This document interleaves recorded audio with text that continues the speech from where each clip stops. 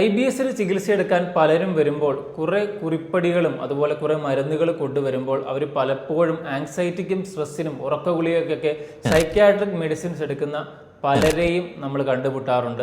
ഇങ്ങനെയുള്ളവരോട് അവരെടുക്കുന്ന മരുന്നുകൾ, പ്രത്യേകിച്ച് ഇങ്ങനെയുള്ള സൈക്യാട്രിക് മെഡിസിൻസ് ഒരു 3 മാസത്തിൽ താഴെയാണ് എടുക്കുന്നതെങ്കിൽ തീർച്ചയായിട്ടും അത് വേഗത്തിൽ തന്നെ കംപ്ലീറ്റ്ലി സ്റ്റോപ്പ് ചെയ്തിട്ടാണ് നമ്മുടെ മരുന്നുകൾ നമ്മൾ കൊടുക്കുകയുള്ളൂ. കാരണം നിങ്ങൾ അറിഞ്ഞിരിക്കേണ്ടത് IBS പോലുള്ള ബുദ്ധിമുട്ടുകളുണ്ടെങ്കിൽ തീർച്ചയായിട്ടും നമുക്ക് ആങ്സൈറ്റി, സ്ട്രെസ് ബുദ്ധിമുട്ടുകളൊക്കെ വരാം. കാരണം നമ്മൾ കുറേ മരുന്ന് എടുക്കുന്നു, എന്നിട്ടൊന്നും മാറുന്നില്ല.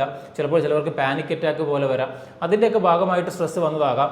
അത് മാത്രമല്ല IBS പോലുള്ളവരിൽ പ്രത്യേകിച്ച് vitamin D, vitamin B12, ferritin ഇങ്ങനെയുള്ള വിറ്റമിൻസിൻ്റെയും മിനറൽസിൻ്റെയൊക്കെ ഡെഫിഷ്യൻസി, പ്രത്യേകിച്ച് മഗ്നീഷ്യം പോലുള്ള മിനറൽസിൻ്റെയൊക്കെ ഡെഫിഷ്യൻസി വന്നാലും നമുക്ക് ഇങ്ങനെയുള്ള സിംറ്റം തന്നെ ശരീരത്തിൽ പ്രസൻറ്റ് ചെയ്യാം.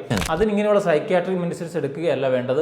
അങ്ങനെയുള്ള കാര്യങ്ങൾക്ക് ശരീരത്തിൽ കുറവുണ്ടെങ്കിൽ അത് കൃത്യമായി സപ്ലിമെൻ്റ് എടുത്ത് കുറയ്ക്കുകയാണ് ചെയ്യുന്നത്. ഇനി ഇങ്ങനെയുള്ള കാര്യങ്ങളെല്ലാം നോർമൽ ആണെങ്കിൽ പോലും നമുക്ക് സ്ട്രെസ്, ആങ്സൈറ്റി ഉണ്ടെങ്കിൽ ഇങ്ങനെയുള്ള സൈക്യാട്രിക് മെഡിസിനെ ഫസ്റ്റ് തന്നെ ഡിപ്പെൻഡ് ചെയ്യാതിരിക്കുക.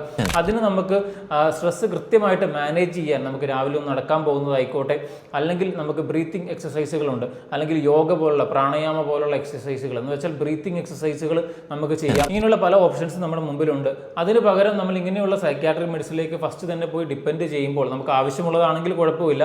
പക്ഷേ ചെറിയ ആങ്സൈറ്റി ബുദ്ധിമുട്ടുകളൊക്കെ കാണുമ്പോൾ തന്നെ ഇങ്ങനെയുള്ള മെഡിസിൻസ് ബ്ലൈൻഡ്ലി നിങ്ങൾക്ക് പ്രിസ്ക്രൈബ് ചെയ്ത് തന്ന് അതിങ്ങനെ നിങ്ങൾ കഴിക്കുകയാണെങ്കിൽ അതിൻ്റെ സൈഡ് എഫക്റ്റും അത് പിന്നത്തേതിൽ നിർത്താനും വളരെ ബുദ്ധിമുട്ട് പിന്നത്തേതിൽ നേരിടാറുമുണ്ട്. അതുകൊണ്ട് തന്നെ നിങ്ങൾ അറിഞ്ഞിരിക്കേണ്ടത് IBS മറ്റ് ദഹന പ്രശ്നങ്ങൾ എന്തെങ്കിലും ബുദ്ധിമുട്ടുകൾ നിങ്ങൾക്കുണ്ടെങ്കിൽ അതിൻ്റെ ഒപ്പം തന്നെ നിങ്ങൾക്ക് നല്ല സ്ട്രെസ്സും ആങ്ഷ്യസ് ആയിട്ടുള്ള അല്ലെങ്കിൽ ആങ്സൈറ്റി ഒക്കെ ഫീൽ ചെയ്യുന്നുണ്ടെങ്കിൽ അതിനെ മാനേജ് ചെയ്യാൻ വേറെ പല വഴികളുമുണ്ട്. ഇങ്ങനെയുള്ള സൈക്യാട്രിക് മെഡിസിനിൽ നമ്മൾ ഡിപ്പെൻഡ് ചെയ്യാതിരിക്കുക. അല്ലാത്ത എന്തെങ്കിലും മെഡിക്കൽ കണ്ടീഷൻ, പ്രത്യേകിച്ച് എന്തെങ്കിലും സൈക്യാട്രിക് രോഗങ്ങൾ നിങ്ങൾക്കുണ്ടെങ്കിൽ തീർച്ചയായിട്ടും എടുക്കാം. അതല്ലാണ്ട് ഇങ്ങനെയുള്ള കാര്യങ്ങൾക്ക് ആവശ്യമില്ലാത്ത മെഡിസിൻ എടുക്കാതിരിക്കുന്നതായിരിക്കും നല്ലത്.